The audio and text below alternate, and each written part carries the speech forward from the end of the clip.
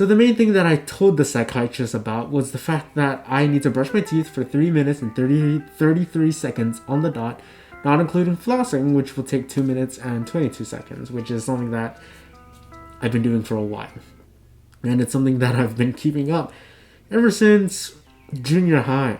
And it was such a big ingrained part of my daily routine that I would stick to it every single day because I felt like I was dirty if I didn't do it. What do you think OCD? What do you think of? Do you think of silly stuff like a guy who's super freaked out about cleanliness? Do you think about, oh, you need to keep everything symmetrical or in a certain order? And in some senses, you're not wrong, but in some larger senses, you're not right. And I would know I have OCD. And that is something that I've questioned ever since I was first diagnosed because I felt like my symptoms didn't exactly reflect OCD. It's a really tricky thing to say because I've known people with OCD. And even though they're quite extreme in the way that their illness affects their lives, it's very obvious.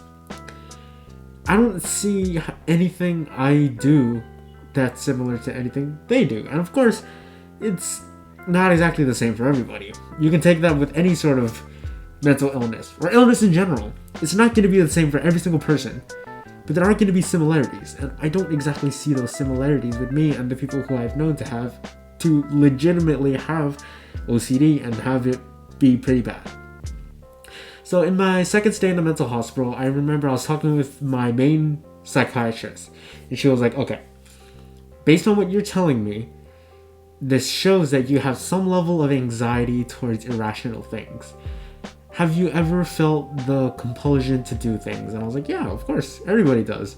And she's like, okay, let me be more specific.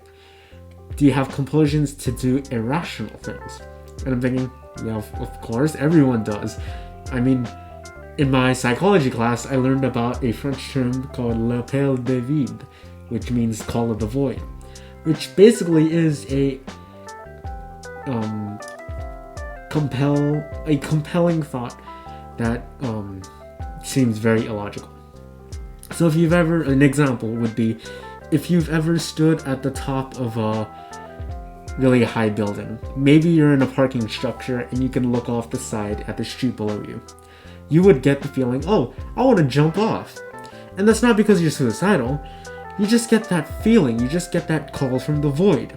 So I'm thinking about that when I'm talking to the psychiatrist. And I was like, yeah, I mean, technically everyone has. And she's like, okay, be more specific. And I'm thinking, okay, I do some really weird stuff. But I don't think that means I have OCD. I just like to be sure.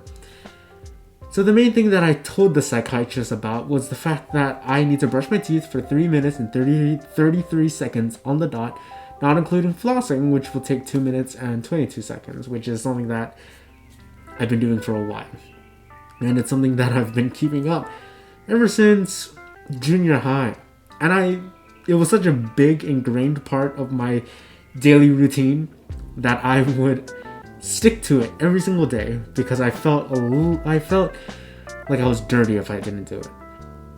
That doesn't necessarily mean I have OCD though. And I'm thinking in my mind, I was like, yeah, I do have anxiety over pretty stupid stuff, but I'd say, I mean, I'm not a doctor or anything, but I'd say it's not obsessive. I'd say it's not impulsive. I would say that it's just stupid anxiety because I didn't used to brush my teeth as a kid, and I got a little bit anxious about brushing my teeth and having a cleanly mouth. So that's something that I told the doctor, and then she was like, okay, she gave me a pamphlet, and she was like, okay, in your free time, read this pamphlet, we'll check back tomorrow, and you'll have a better understanding on what OCD is. The pamphlet was something that I read before because I researched OCD because one of my teachers, like I said before, I've known people with pretty bad OCD. One of my high school teachers, he had OCD. He had high school OCD. No, he had OCD and he had it pretty bad.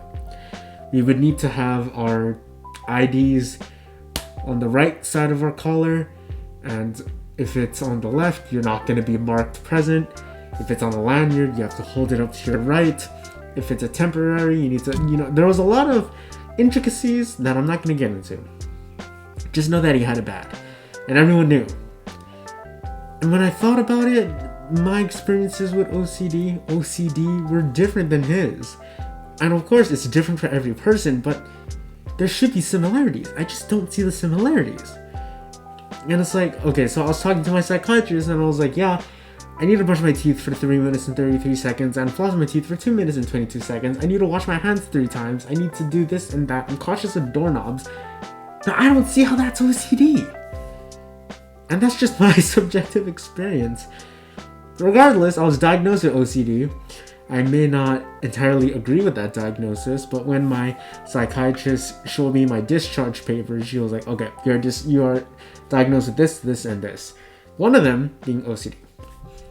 And that was not a fun memory, but I was pretty happy because I was leaving the hospital, but it wasn't my experience. My experience with hospitals delve a lot deeper than just 2 stays. 3 stays. And possibly a 4th one in the coming